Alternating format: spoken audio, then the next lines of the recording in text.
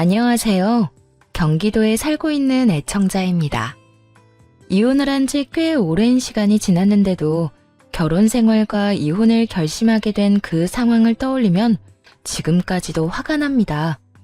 도대체 어떤 인간과 어떻게 이혼까지 하게 되었는지 저의 분노의 이혼 이야기 한번 들어보실래요? 저와 남편은 소개팅으로 처음 만나 연애를 하고 결혼한 남들과 다를 바가 없는 평범한 부부였어요. 남편은 자신의 가족들뿐만 아니라 제 주변 사람들에게도 다정하고 잘해줬죠. 무엇보다 자신의 가족에게 잘하는 남편의 모습이 참 보기 좋더라고요. 만약 그와 결혼을 하게 된다면 저 역시 가족이 될 텐데 그렇다면 저도 저렇게 잘 챙기겠지 하는 생각이 들기도 했고요. 그렇게 2년의 연애 끝에 남편과 결혼을 하게 되었고 생각했던 대로 남편은 저를 많이 사랑해 주었고 배려도 잘해 주더라고요. 어느 정도였냐면 시댁 식구들과의 식사 자리에 혼자 다녀오곤 했고 시댁에 일이 있을 때도 혼자 갔다가 왔어요. 행여나 제가 불편해할까 싶어서요. 시누이를 만날 때에도 마찬가지였어요. 시누이와 간단히 식사를 함께 할 때도 아무 말도 하지 않고 혼자 만나러 가더군요. 여보, 주말인데 말도 없이 어딜 갔다 오는 거야? 전화해도 받지도 않고 도대체 언제 나간 거야? 아까 당신 씻을 때 나갔지. 전화는 오는지도 몰랐어. 다른 게 아니라 우리 식구들이랑 점심 먹고 왔어. 그러면 같이 가자 그러지. 아버님, 어머님이 별 말씀 안 하셔? 아가씨는? 아가씨도 왔어? 다 같이 먹었지. 우리 아빠 엄마도 별말 안 했어. 오히려 당신 불편할 수도 있으니까 혼자 나오라고 했어요. 우리는 별일 없어도 다 같이 모여서 자주 밥 먹으니까 그러려니 하지만 당신은 시댁 식구들이랑 만나는 게 불편할 수도 있다고 말이야. 아, 그래? 나 안 불편한데. 다음부턴 나한테 말이라도 해줘. 알겠지? 알겠어. 처음엔 그런 남편의 배려가 참 좋았어요. 고맙기도 했고요. 사실 그렇잖아요. 아무리 사이가 좋다고 해도 시댁 식구들은 어려울 수밖에 없는데 남편이 다 다녀오고 시댁도 별말하지 않으니 고마운 마음이 생길 수밖에 없었죠. 꼭 참석해야 할 자리가 아니었기에 남편이 앞서 배려해주는 거라 생각했으니까요. 덕분에 몸뿐 아니라 마음까지도 편했고요. 그런데 참 웃기죠? 시간이 지나니 생각이 점점 변하더라고요. 전 그들의 가족이 아니라 그저 남편과 같이 사는 사람일 뿐이라는 느낌을 받았어요. 사이가 워낙 좋은 시댁 식구들은 꽤 자주 모였거든요. 많게는 일주일에 한 번, 적게는 2주일에 한 번. 밖에서 잠시 만나 점심을 사 먹는 것 정도는 저를 위한 배려라고 생각했는데 집안의 크고 작은 경조사를 저만 쏙 빼놓고 치르는 걸 보며 이건 아니다 싶더군요. 심지어 남편은 그때마다 말을 얼버무리며 행선지조차 제대로 밝히지 않았고요. 여보, 오늘 결혼식장에 다녀왔어? 그걸 어떻게 알았어? 어떻게 알긴 아가씨가 카톡에 사진을 올려놨으니까 알았지. 아버님, 어머님, 아가씨, 당신 웨딩드레스 입은 당신 사촌동생이 같이 찍었던데? 아니, 나한테 왜 말 안 했어? 그런 일이 있으면 당연히 말을 했어야지. 아침에 내가 어디 가냐고 물었을 땐 회사에 일이 있어서 나가는 거라고 했잖아. 그게 말하려고 했는데 당신 피곤해 보이길래 그냥 나만 간 거야. 아무래도 어려운 시댁 식구들이 다 모이는 자리인데 괜히 피곤한 당신 데리고 가기가 미안해서 말 꺼내기가 좀 그렇더라고. 내가? 내가 피곤해 보였다고? 나 요즘 잠도 잘 자고 밥도 잘 먹어서 보기 좋다고 말한 사람이 바로 당신이야. 그런데 내가 피곤해 보였다고? 내가 그랬었지? 미안해. 그런데 정말 당신이 그런 자리에 가서 괜히 스트레스 받을까봐 그랬어. 그러니까 너무 기분 상하지 마. 응?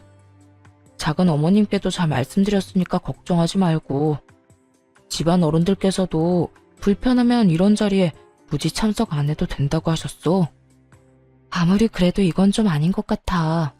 앞으로 이런 집안 행사가 있으면 나한테 먼저 말을 해줬으면 좋겠어. 갈지 안 갈지는 내가 판단할 거야. 그리고 행여 불편하더라도 나도 당신 가족인데 그런 자리에 당연히 참석해야지. 알겠어. 미안해. 누군가는 팔자 좋은 배부른 소리라고 시댁 행사에 참석하지 않으면 좋을 거라 생각하는 분이 계실지 모르겠어요.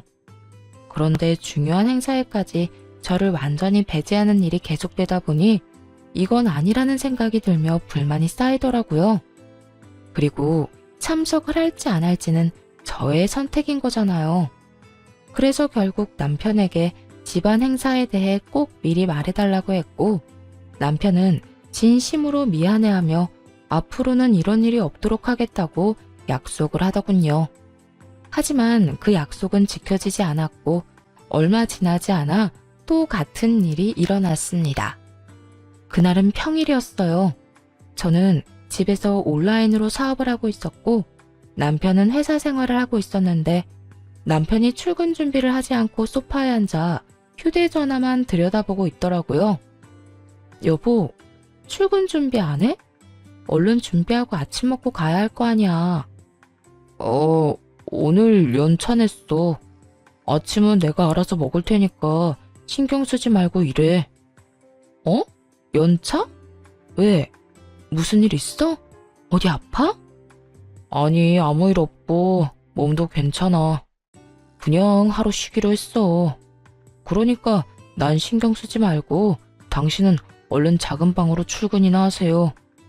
그러고는 남편은 더는 말을 하기 싫다는 듯 저의 등을 떠밀었어요.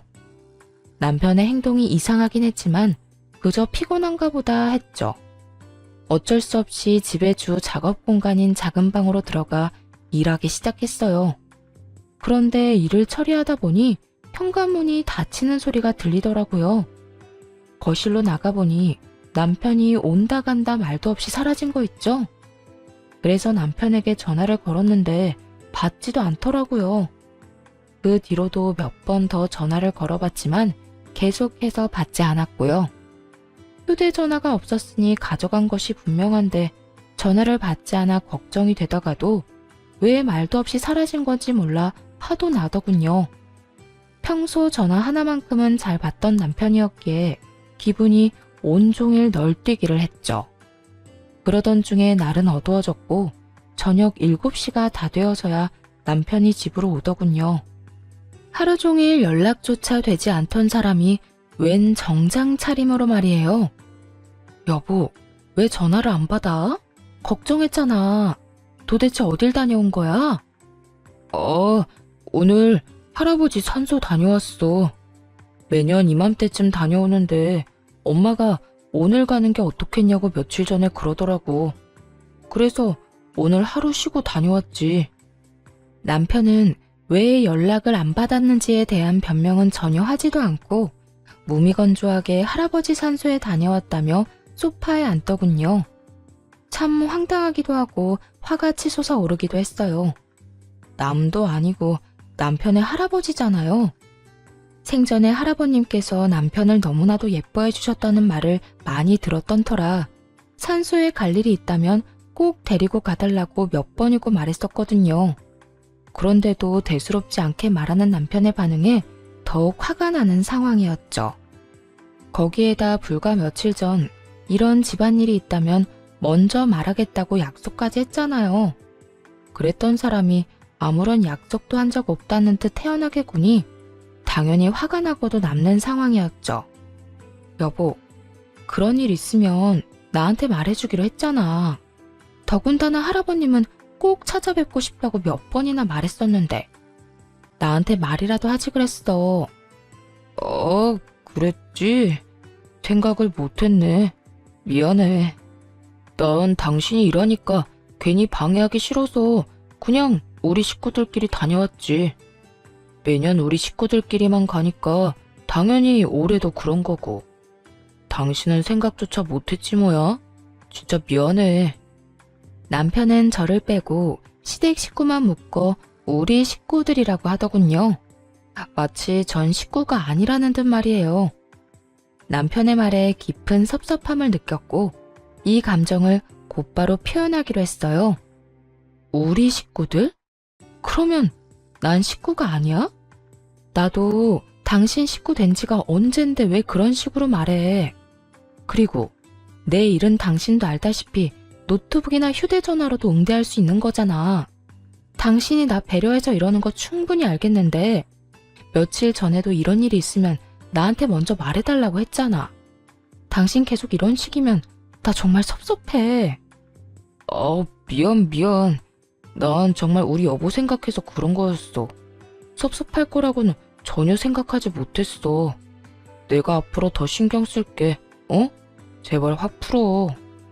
섭섭한 마음을 드러내며 따지고 드니 남편이 바로 달래주며 미안하다더군요. 여전히 남편의 행동이 이해되지는 않았지만 먼 길을 다녀온 사람에게 더는 긴 말하고 싶지 않아서 뭘 먹고 싶냐고 물었어요. 당연히 저녁을 먹지 않았을 거라 생각했기 때문이었죠. 하지만 남편은 부른 배를 손바닥으로 통통 두드리며 이렇게 말하더군요. 나 밥 먹고 왔어. 산소 갈 때마다 우리가 매년 가는 고깃집이 있는데 가격은 비싸도 진짜 맛있거든. 우리 식구들이 다 좋아하는 집이라 오늘도 다 같이 엄청 먹고 왔더니 배불러. 당신 아직 밥 안 먹었어? 난 당연히 혼자서 챙겨 먹었을 거라 생각했는데. 이럴 줄 알았으면 뭐라도 좀 사올 걸 그랬네. 난 괜찮으니까 얼른 당신 밥 먹어. 그 순간 이래서 날 빼놓고 갔구나 하는 생각이 들더라고요. 이게 무슨 말이냐고요? 남편의 엄마, 그러니까 시모가 특별히 시집살이는 시키지 않았지만 유독 먹는 것이나 좋은 것 등을 주는 걸 참 아까워했거든요. 어쩌다 시댁에 가면 시모는 손님 대접하듯 식탁 한가득 밥상을 차려주긴 했는데 꼭 좋은 음식은 사람 수보다 적게 준비하곤 하더군요. 사람은 4명인데 음식은 3접시만 준비한다든지 하는 식으로요. 스테이크를 먹을 때면 저한테는 꼭 고깃덩이가 아닌 찌꺼기만 줬고요. 전복이나 삼계탕을 먹을 때면 제 몫은 아예 쏙 빼놓더라고요. 그럴 때마다 시모는 웃으며 늘 이렇게 변명했어요. 어머, 이래서 습관이 무섭다니까. 아들이랑 며느리 오는 날이라고 장 봐놓고선 꼭 습관처럼 3인분만 사게 돼. 아가, 미안해. 다음엔 꼭 잊지 않을게. 이런 상황도 한두 번이어야 웃으면서 그런가 보다 하는 것이지. 매번 이런 일이 반복되니 실수가 아니라는 생각이 짙어지더군요. 이것뿐만이 아니었어요. 비싸고 좋은 곳에서 외식을 할 때면 시댁 식구들 불편할 거라며 부르지 않더니 저렴하고 가성비 좋은 식당에 갈 때면 자주 봐야 진정한 식구가 된다며 부르더군요. 그 식사 자리 계산을 남편이 하는데도 말입니다. 여러 정황으로 볼 때 이날 역시 시모가 저를 못 오게 한 것이라는 확신이 들어서 슬쩍 남편을 떠보기로 했어요. 혹시 오늘 어머님이 나 데리고 오지 말라고 하신 거야? 그게 무슨 말이야. 그런 건 왜 물어? 아니, 혹시나 해서 말이야. 사실 우리 시어머니 같은 분이 또 계실까 싶어. 시집살이를 시키기를 해. 연락 자주 하라고 잔소리를 하시기를 해. 그래서 오늘도 며느리 귀찮을까봐 오지 말라고 해주셨나 해서 말이야. 그렇지? 사실 엄마가 당신한테 굳이 말하지 말라고 하시더라고. 그냥 우리끼리 다녀오자며 이런 건 며느리들이 귀찮아할 수도 있다고 하셨어. 그래서 그냥 나 혼자 다녀온 거야. 그리고 아까 당신한테 전화 왔을 때도 괜히 전화 받아서 신경 쓰게 하지 말라고 하시더라니까. 내 입으로 이런 말 하긴 그렇긴 한데 정말 우리 엄마 같은 시어머니가 어딨어. 정말 당신을 며느리가 아니라 딸처럼 여긴다니까. 그래? 참, 우리 어머님 같은 분이 또 없겠네. 그렇지? 이로써 한 가지는 확실해지더군요. 예상대로 시모는 제 입에 들어가는 음식을 아까워하는 사람이라는 건 말입니다. 다 큰 어른이 먹는 것 가지고 저렇게 치사하게 굴다니 어이가 없긴 했지만 그래서 더 섭섭하고 마음이 상하는 것도 사실이었어요. 더군다나 시모의 배려 아닌 배려 때문에 서로 부딪힐 일도 극히 적었는데 이런 식으로 대할 만큼 적대심을 가진 이유를 몰라 답답한 마음이 크기도 했고요. 다만 시모의 의중을 확실하게 알게 된 그날 이후 저도 변하기로 했습니다. 더는 시댁 식구들의 일에 깊이 관여하지 않기로 마음먹었고 시모와 마찬가지로 좋은 음식이 있으면 알리지 않고 남편이랑만 먹기로 했어요. 시모와 하루에 한 번씩은 꼭 통화하는 남편이 이런 이야기를 하지 않을 리 없었죠. 어느 날부턴가 시모에게서 연락이 오더라고요. 섭섭한 마음을 숨기지 않은 채 말이에요. 아가, 어제 네 남편이랑 몸보신하고 왔다며? 그 장어집 우리도 꼭 가고 싶었는데 예약이 힘들어서 못 가고 있었거든. 네, 어머님. 저희도 꼭 가고 싶었는데 우연히 예약 성공해서 다녀왔어요. 소문대로 입에서 살살 녹더라고요. 오랜만에 몸보신 제대로 하고 왔어요. 그랬니? 맛있게 먹고 왔다면 다행이네. 그런데 아가, 그렇게 맛있는 데 갈 땐 좀 불러주지 그랬어. 우리도 몸보신이 참 필요할 때인데 말이야. 아, 그게요, 어머님. 그이한테 들어보니까 어머님이 식구들 외식할 때마다 절 일부러 빼놓으신다면서요. 혹시라도 제가 불편할까 봐요. 그래서 따로 연락해서 같이 드시자고 말씀드리기가 좀 그랬어요. 저는 전혀 불편하지 않은데 혹시라도 어머님께서 불편하실 수도 있잖아요. 그이한테 매번 그렇게 말씀하신 이유가 있으실 테고요. 설마 밥값이 아까워서 그러셨을 리는 없고 아무래도 저를 불편하신다는 생각이 들더라고요. 어머, 그럴 리가 있니? 아니야. 내가 널 왜 불편해하겠어? 네 말대로 밥값이 아까워서도 아니고 말이야. 난 그저 시댁 식구들하고 외식하면 네가 불편할까봐 그랬지. 전 정말 안 불편해요.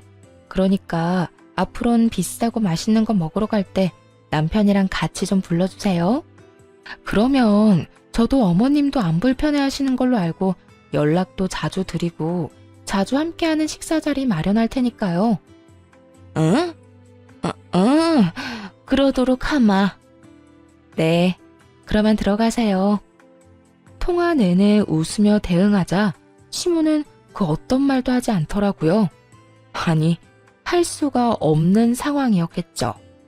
제가 화를 낸 것도 아니었고 그렇다고 시모와 싸운 것도 아니었으니까요. 어떤 말도 못한 채 그저 속만 부글부글 끓일 시모의 모습이 눈에 훤히 보였어요. 그날 이후 남편은 시모에게 무슨 말을 들었는지 시댁에 항상 절 데리고 가더군요. 하지만 시댁 방문을 함께 할 뿐 저를 대하는 시모 행동은 변하지 않았습니다. 당연히 음식으로 사람을 차별하는 짓은 여전했죠. 멍하니 차별을 당하는 것도 하루 이틀이지 매번 그런 식으로 사람을 웃으며 차별하니 저 역시 노하우가 생기더군요. 어느 날은 복날이라며 시모가 저희를 집으로 불렀어요. 그날 역시 삼계탕을 끓였다면서 닭은 3마리만 넣어 먹음직스럽게 담아두곤 또 깜빡했다며 웃어 보이더라고요. 어머, 정말 이래서 나이 들면 가만히 있어야 한다는 말이 있는 모양이다. 어쩌지? 내가 또 닭을 3마리만 샀지 뭐야. 그릇에 담으면서 알았어. 아가, 미안하구나. 내가 잘 나눠서 네 목도 만들어 줄 테니 얼른 앉아서 먹어. 그러더니 시모는 인심 쓴다는 듯 제 그릇에 고기들을 덜기 시작했어요. 당연히 3마리의 닭 목뼈와 뻑뻑하기 짝이 없는 가슴살들만요. 그런 시모를 제지하며 정 괜찮으니 마음껏 드시라고 했죠. 그러곤 저는 좋아하진 않지만 시모가 환장하는 게장을 1인분 시켜버렸어요. 심지어 배달비까지 더 얹어서요. 어머, 그거 내가 좋아하는 집 간장게장이네. 그런데 그만큼만 시킨 거니? 네, 다들 삼계탕 드시면 되니까 딱 저 먹을 것만 시켰어요. 넌 원래 게장 안 좋아한다고 하지 않았니? 그랬는데 식구끼리 담는다는 말이 딱 맞나 봐요. 언제부턴가 어머님이 제일 좋아하시는 이 간장게장이 그렇게 맛있더라고요. 그렇지 않아도 간장게장이 너무 먹고 싶었는데 어머님께서 삼계탕을 딱 3인분만 준비하신 덕에 이렇게 시켜 먹네요. 시모는 내심 한 입 먹어보란 말을 기다리는 듯 했지만 냉큼 등딱지를 뜯어 내장을 밥에 다 비비곤 끼어들 틈도 없이 먹기 시작해버렸죠. 이런 상황에 남편과 시부는 뭘 했냐고요? 두 사람은 제가 잘 먹으니 그저 보기 좋다며 허허 웃더군요. 네, 시부와 남편은 그저 좋은 게 좋다는 마인드의 소유자였어요. 누가 봐도 신경전을 벌이는 이 상황을 보고도 그냥 그런가 보다. 정말 간장게장을 먹고 싶었나 보다 하고 생각하는 사람들이었죠. 좋은 말로 하면 묻어나고 나쁜 말로 하면 눈치라곤 눈꼽만큼도 없달까요? 그렇다 보니 이런 상황에서 기분이 상하는 사람은 시모뿐이었고 의미 없는 기싸움이 지속될수록 시모는 자신이 파놓은 함정에 빠지는 꼴이 되었죠. 상황이 그렇게 흘러가자 더는 시모가 치사하게 행동하는 이유가 궁금하지 않았어요. 그저 이 유치찬란한 짓거리에 지고 싶지 않은 마음만이 가득했죠. 그냥 무시해버리면 그만이지만 그런다고 해도 상황이 해결되지는 않잖아요. 저만 쫄쫄 굶고 기분 상하는 상황으로 이어질 것이 분명하니 더는 가만히 참고 넘기고 싶지 않았습니다. 물론 처음엔 남편에게 넌지시 말을 해보기도 했었어요. 하지만 눈치라곤 전혀 없는 멍청한 남편은 시모의 말을 굳건하게 믿고 있더라고요.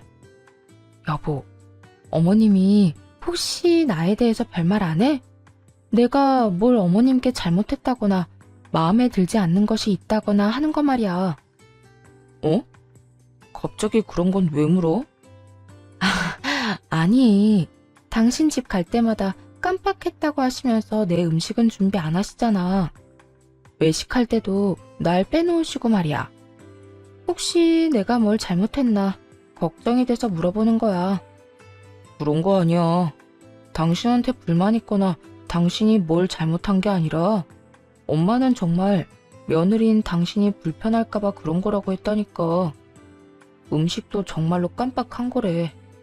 항상 습관이 무섭다면서 당신한테 정말로 미안해 하더라니까. 그러니까 그런 걱정하지 마.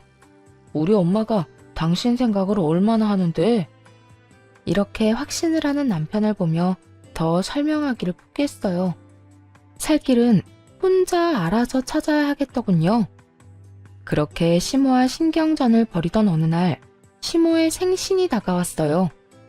생신이고 나발이고 시모에게 무엇 하나 해주고 싶지 않은 마음이 굴뚝 같았지만 막상 생신날이 다가오니 또 가만히 있을 순 없더라고요.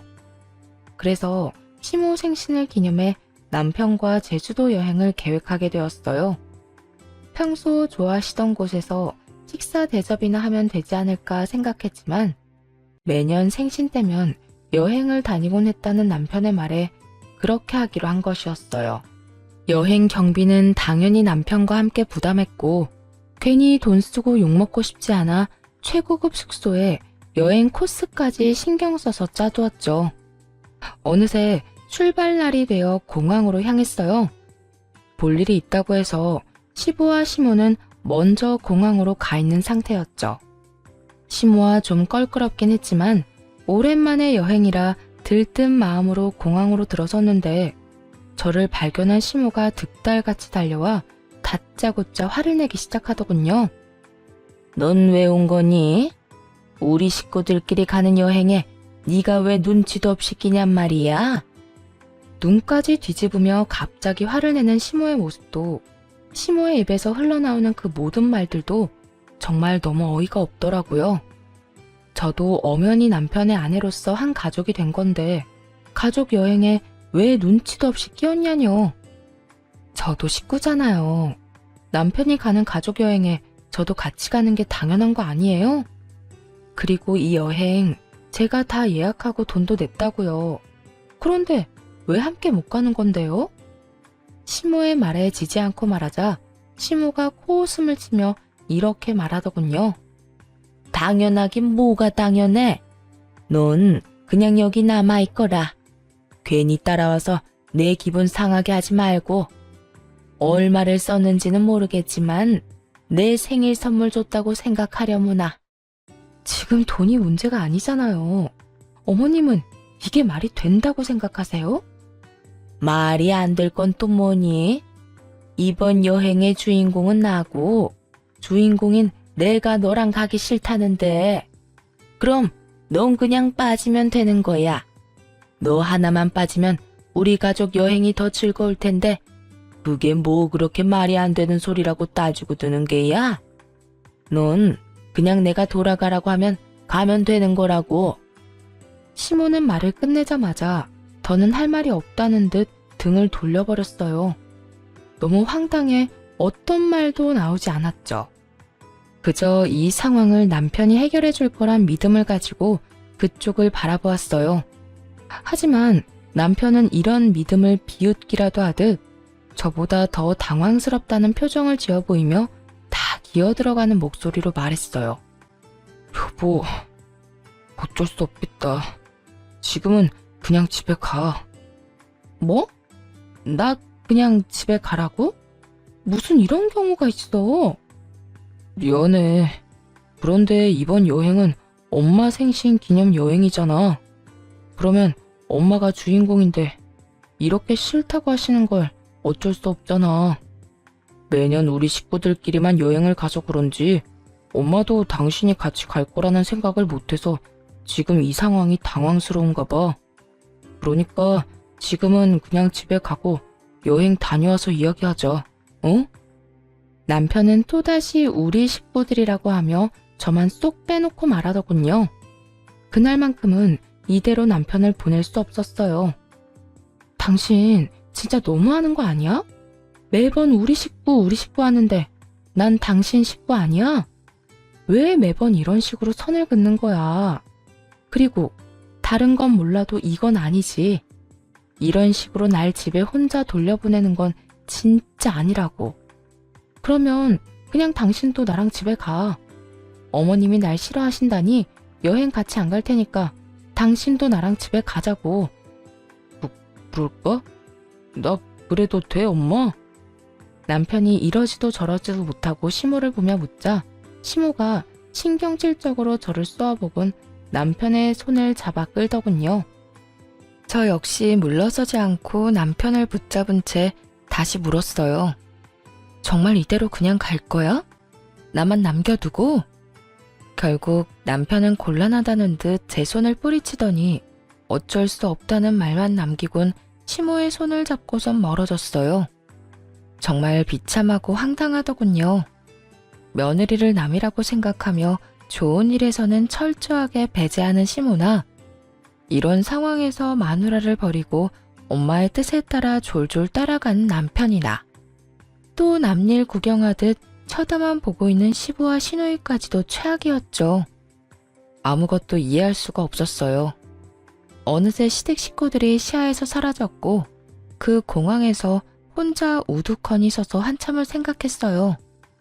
결국 더는 이 남자와 살 필요가 없겠다는 결론이 내려졌죠. 그날 비로소 깨달았거든요.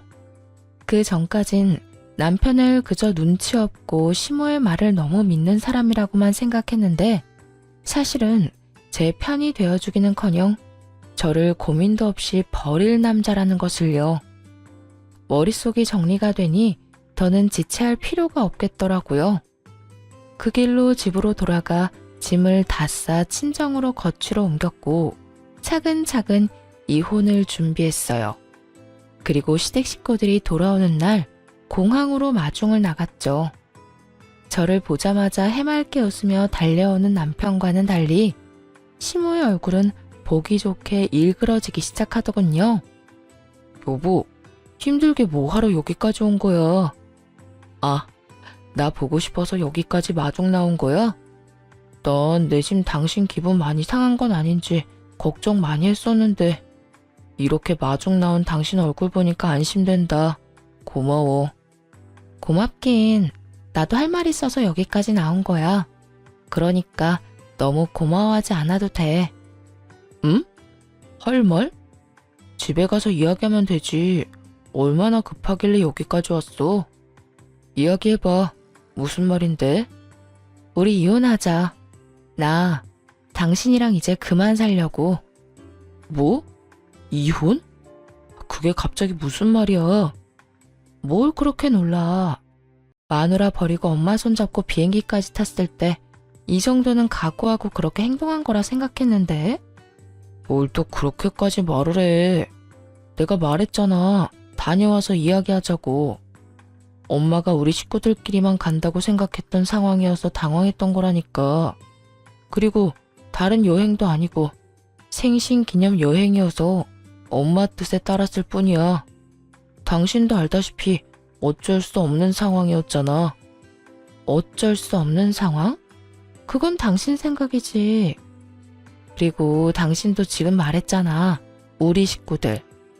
당신한테 식구는 당신 아빠, 엄마, 여동생뿐인 것 같네. 그런데도 우리가 부부로 계속 살아야 하는 이유가 뭔데? 난 그저 당신이랑 함께 사는 여자일 뿐이잖아.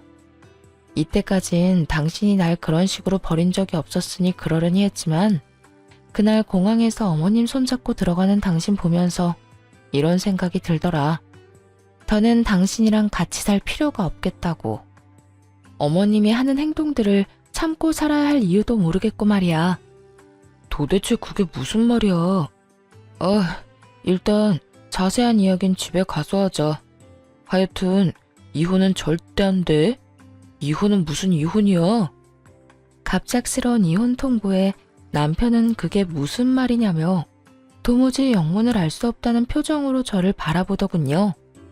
한편 시모는 특유의 비웃음을 지으며 남편을 대신해 말을 하기 시작했어요. 이혼? 그래, 차라리 잘 됐어. 이혼의 아들. 엄마, 그게 무슨 말이야? 무슨 말이긴. 말 그대로 이혼하라는 말이지. 나 사실 처음부터 제 마음에 안 들었어. 아들이 좋다니까 아무 말 안 했지만 하나부터 열까지 다 싫었다고. 오죽 싫었으면 제 입에 들어가는 밥알 한 톨까지 아까웠을까. 엄마, 무슨 말을 그렇게 해? 남편이 이건 아니다 싶었는지 시모의 말을 끊으려 노력했지만 시모는 아랑곳하지 않고 남편을 뿌리치고는 말을 이어나가더군요. 그동안 원인을 알 수 없어 그렇게나 궁금해하던 시모가 왜 그렇게까지 절 싫어하는지에 대한 이유가 밝혀지는 순간이었어요. 내가 오죽했으면 이러겠어? 제가 들어오면서 완벽했던 내 가정이 다 산산조각 났잖아. 그리고 제가 너랑 어울린다고 생각하니? 내 며느리로 급이 맞느냐 말이야. 우리 아들은 대한민국 사람이라면 다 아는 그런 회사에 다니는데 쟤는 맨날 방구석에서 사업한다고 자판이나 두들겨 대고 내가 뭘 보고 마음에 들어 하겠어? 쟤만 보면 원통에서 잠도 안 온다고. 들어보니 시모는 제 직업뿐만 아니라 시댁에 비해 가진 것이 없는 저의 친정까지 불만족스러웠다고 하더군요. 그렇다고 해서 친정이 찢어지게 가난한 건 아니었어요.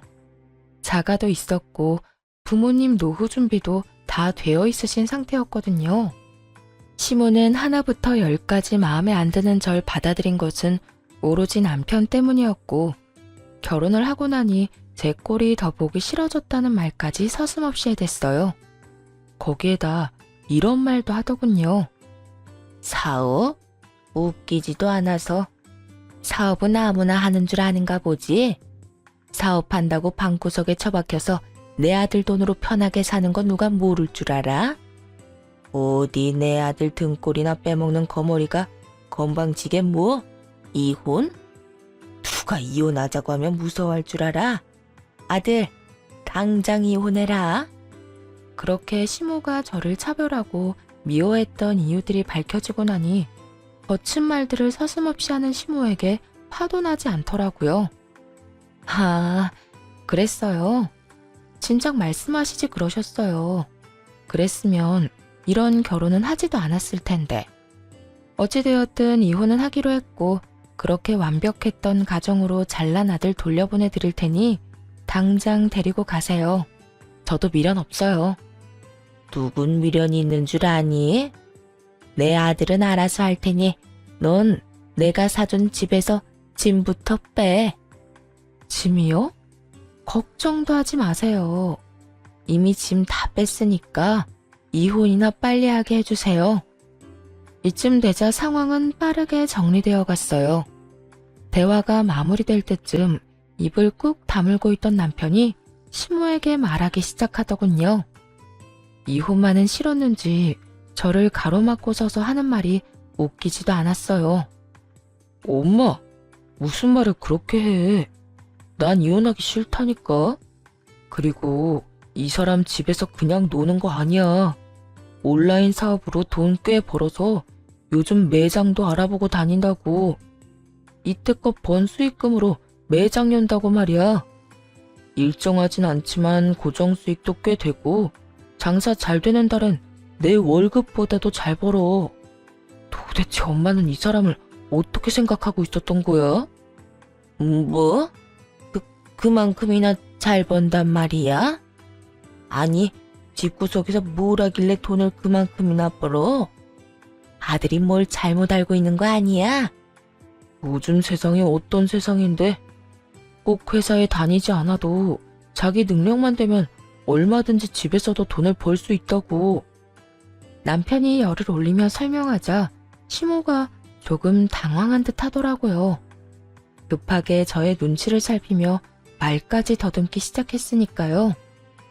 하지만 그것도 잠시 역시나 지기 싫었는지 끝까지 이혼하라고 고함을 지르더군요. 수익이고 뭐고 난 그래도 쟤 싫으니까 이혼해. 쟤도 너 싫다고 이혼하자는데 네가 뭐가 모자라서 이러는 거야? 아들, 선택해. 너 엄마야 쟤야? 네가 선택하라고. 시모의 입에서 결국 결정하라는 말이 흘러나왔습니다. 멍청하게도 그 순간 기대라는 걸 하고 있는 저 자신을 발견했어요. 확고하게 이혼을 결심하고 왔음에도 불구하고 시모 앞에서 저의 입장을 대변하는 남편을 보며 기대를 했던 것이었죠. 어쩌면 이제라도 남편이 제 편이 될 수도 있지 않을까 하는 기대를 말이에요. 그렇게 몇 시간 갔던 몇 초가 지나고 결국 남편이 결정을 내렸어요. 아니나 다를까 공항을 떠날 때와 마찬가지로 어쩔 수 없다는 눈빛을 보내더군요. 마지막 기대와 희망이 사라지니 허탈하기도 하고 조금이라도 기대했던 저 자신이 한심스러워 그저 웃음이 났어요. 그렇게 한바탕 웃고 난 후 마지막 말을 남기곤 이번엔 제가 먼저 돌아와 버렸어요. 끝까지 당신이나 당신 엄마나 참 대단하다. 그래, 이혼하자. 얼른 준비해서 하루라도 빨리 이혼할 수 있게 해. 집으로 돌아오는 차 안에서 얼마나 울었는지 몰라요. 이제는 남편과 헤어져야 해서가 아니라 겨우 이딴 취급을 받은 제가 너무 불쌍해서 말이에요. 비록 스스로 결정하고 한 결혼이지만 이런 상황이 되니 그저 한없이 초라하기만 하더라고요. 그러면서 다신 이런 꼴을 당하지 말자며 마음을 단단히 먹었어요. 그렇게 집으로 돌아와 마음을 안정시키고 있는데 남편에게서 전화가 오더라고요. 분명 짐을 다 뺐다고 말을 했는데 듣지도 않았는지 어디냐고 묻지 뭐해요. 여보, 집에 다 같이 왔는데 당신 어디야? 왜 집에 없어? 아까 내가 한 말 어디로 들은 거야? 내 짐 다 뺐다고 당신 엄마한테 말했잖아. 난 그냥 홧김에 한 말인 줄 알았지. 진짜 짐 다 싸서 나간 거였어? 정말 짐 다 싸서 나왔으니까 이혼이나 빨리 해. 이혼이라니. 내가 다 잘 설명했어. 우리 엄마가 당신에 대해서 큰 오해를 하고 있었던 것 같아. 지금은 오해 다 풀었고 엄마도 후회 많이 하고 있어. 그러니까 당신도 마음 좀 풀고 처음부터 다시 시작한다 생각하고 잘 지내보자, 응? 앞으로 더 잘할게. 정말 웃기지도 않더라고요. 불과 몇 시간 전에 시모가 했던 말이 귓가에 맴도는데 말이에요. 제 입에 들어가는 밥알 한 톨도 아까울 뿐만 아니라 저만 생각하면 원통해서 잠도 안 온다던 사람 아니었나요? 그런데 돈을 좀 잘 번다는 말을 듣고 나선 후회를 한다고 하니 속이 뻔히 보였죠. 호떡 뒤집는 것보다 쉽게 마음을 뒤집었다는 소식도 기가 막히는데 더더욱 기가 막힌 시모의 말이 수화기 너머에서 들려오기 시작했어요. 넌 걔가 그렇게 능력이 좋으면 이 엄마한테 진작 말했어야지. 물어볼 때마다 네가 집에서 사업한다고만 하니까 그냥 놀고 먹는 줄 알았잖아. 말을 아낄 때 아껴야지 쓸데없이 아껴서 상황을 이렇게 만들어? 이게 뭐야 이게? 그까짓 것한테 네가 이렇게 매달리는 건 둘째치고 이 엄마 꼴이 뭐가 되냐고. 하여튼 얼른 집에나 돌아오라고 해. 자기가 아무리 잘났다고 한들 네가 오라고 하면 금방 오지 않고 어쩌겠어? 남편을 향한 시모의 질책이 끊임없이 적나라하게 들려오더군요. 참 끝까지 속물적인 인간이다 싶었어요. 이제와 저렇게 고개 숙이는 척하면 받아줄 거라 생각하다뇨. 저기 당신 엄마한테 좀 전해줄래? 아무리 당신이 잘났다고 한들 난 당신한테 돌아갈 생각이 전혀 없다고 말이야. 다 들려? 엄마, 조용히 좀 해. 다 들린다잖아. 여보, 당신이 이해 좀 해줘. 엄마도 자기 때문에 상황이 이렇게 되니까 민망해서 괜히 더 큰 소리 치는 거야. 남편은 이혼의 원인이 오롯이 시모뿐이라고 큰 착각을 하고 있는 듯 했어요. 물론 시모가 말도 안 되는 차별을 하고 스트레스를 준 것도 이혼 사유 중 하나였죠. 하지만 이혼을 결심하게 된 결정적인 이유는 남편 때문이었어요. 남편이 평생 시댁 식구만을 자기 가족으로 인정할 남자 같았거든요. 아내인 저를 가족으로 생각하는 게 아니라요. 그래서 크나큰 착각을 하고 있는 남편에게 확실하게 말해주기로 했죠. 우리가 이혼해야만 하는 이유가 뭔지 말이에요. 똑똑하다는 사람이 그렇게 상황 파악이 안 돼. 나 당신 엄마 때문에 이혼한 거 아니야. 물론 이때까지 그런 식으로 행동하고 나한테 막말하는 게 이해가 되진 않아. 때로는 기분이 참 나쁘기도 했고. 그런데 당신만 똑바로 한다면 그런 건 참고 살 수 있었어. 뭐? 내가 뭘 어쨌는데? 당신은 시댁 식구들만 가족으로 여기고 있잖아. 이번 여행 때도 홀로 남겨진 날 두고 뒤도 돌아보지 않고 당신 식구들 따라 나섰고 이혼을 논하는 순간에도 내가 아닌 엄마를 선택한 사람은 바로 당신이었어. 그렇게 몇 번이나 날 버릴 때는 언제고 이제 와서 뭐? 당신 엄마가 많이 후회하고 있으니까 다시 시작한다는 마음으로 잘 살아보자고. 내가 왜 그런 취급을 당했는데도 당신이랑 살아야 하는데? 나 그렇게 바보 아니고 그렇게까지 당신 안 사랑해. 그러니까 긴 말하지 말고 이혼해. 아니 여보, 뭔가 오해를 하나 본데. 나 당신 버린 거 절대 아니야. 내가 말했잖아. 어쩔 수 없는 상황이었다고. 난 그저 일단 엄마부터 잘 달래고 난 후에 상황을 잘 풀어볼 생각이었어. 여행 갈 때도 그렇고 아까 이혼 이야기 오갈 때도 그렇고 말이야. 사실 그래야 순서가 맞는 거잖아. 당신 진짜 웃긴다. 당신 말대로 어머님이 1번, 그 다음이 나라는 게 뭐 법으로라도 정해져 있어? 그런 법도 없는데 왜 당신 마음대로 그게 맞다 아니다를 판단해? 당신이랑 사는 내내 당신에겐 내가 우선이었던 적이 없었고 우리가 이혼을 논하는 이 상황에서도 마찬가지야. 그런 당신이랑 내가 계속 살아야 해. 당신은 어떨지 몰라도 난 그럴 생각 전혀 없으니까 그냥 깨끗하게 이혼해. 당신 이렇게까지 말 안 통하는 사람이었어? 그럼 내가 그 상황에서 부모는 뒷전에 두고 당신을 따라갔어야 했다는 그 말이야? 그래, 한 번쯤은 그렇게 했어야지. 아니, 그런 척이라도 해줬어야지. 그런데 당신은 늘 고민도 없이 당신 엄마만 따랐었고 입에 달고 사는 말인 우리 식구들의 난 항상 없었어. 당신이 나한테 말이 안 통한다고 해도 더 이상 아무런 상관도 없고 거기에 변명할 생각도 없으니까 이혼해 그냥.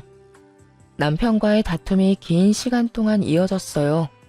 결국 옆에서 듣고 있던 시모가 남편의 휴대전화를 빼앗아 들었고 입에 담지도 못할 욕을 저에게 쏟아내는 것을 마지막으로 대화는 끝났습니다. 막상 그렇게 이혼을 하고 나니 생각했던 것보다 아무렇지 않더라고요. 이미 남편에 대한 마음이 식어버려서인지 아니면 기대가 사라진 후여서인지 몰라도 이혼이 확정되는 그 순간까지도 눈물 한 방울 나지 않았습니다. 그 후 얼마 지나지 않아 지인을 통해 전 남편의 재혼 소식을 들었어요. 그 소식을 마지막으로 더 이상 전 남편의 소식을 알 수는 없었고요. 그렇게 어느새 10달이 지났고 그 사이 매장을 오픈하게 되어 그 준비에 열을 올리던 어느 날이었습니다. 거짓말처럼 이혼은커녕 결혼했었다는 사실조차 잊고 살고 있었는데 갑자기 생뚱맞게 전화를 한 통 받게 되었어요.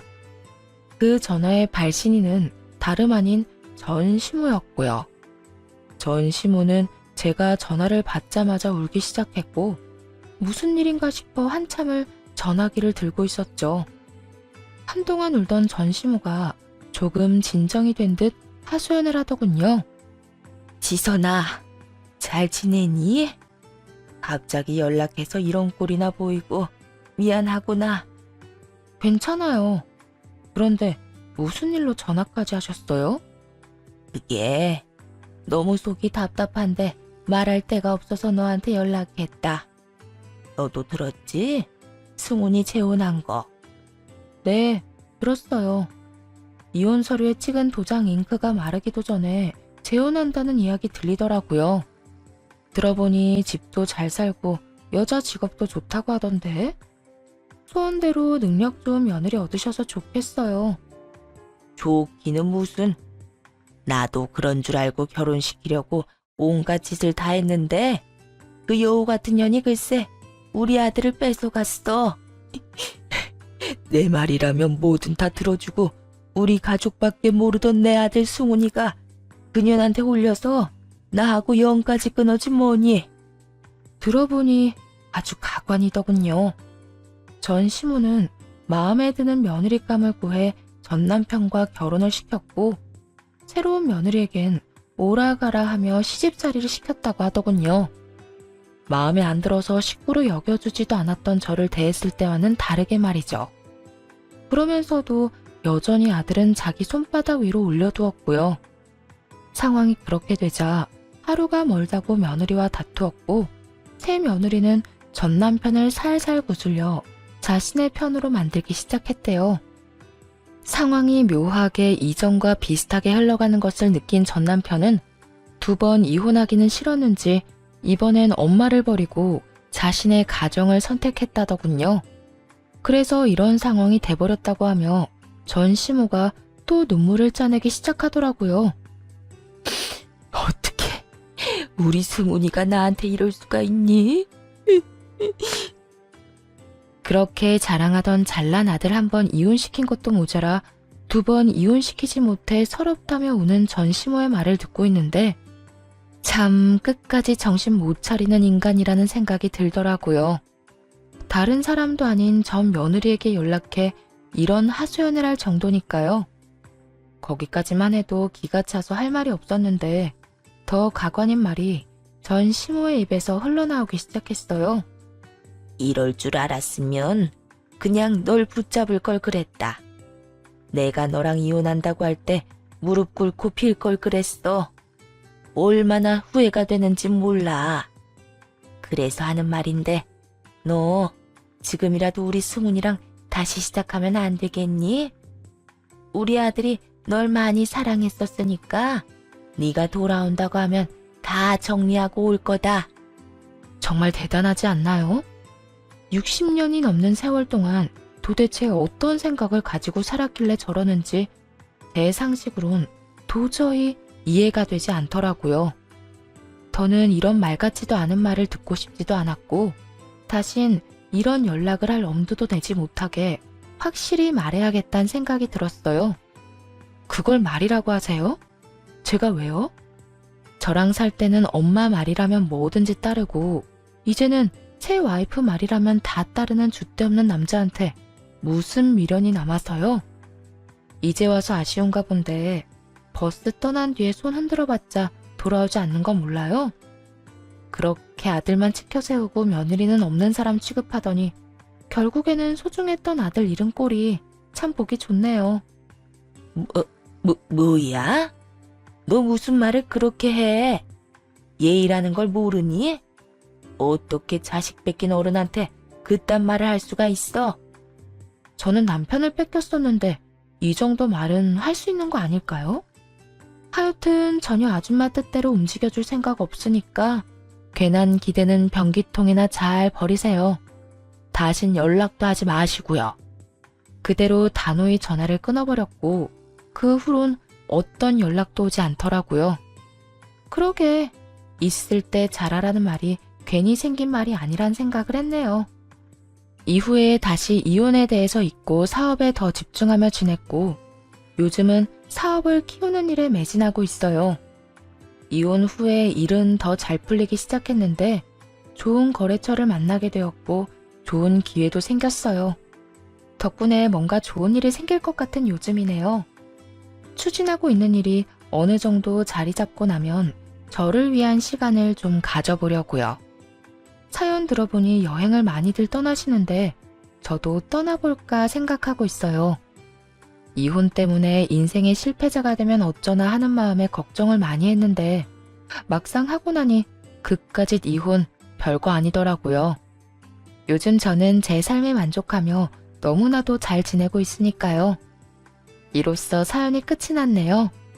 긴 시간 동안 함께 해주셔서 감사합니다.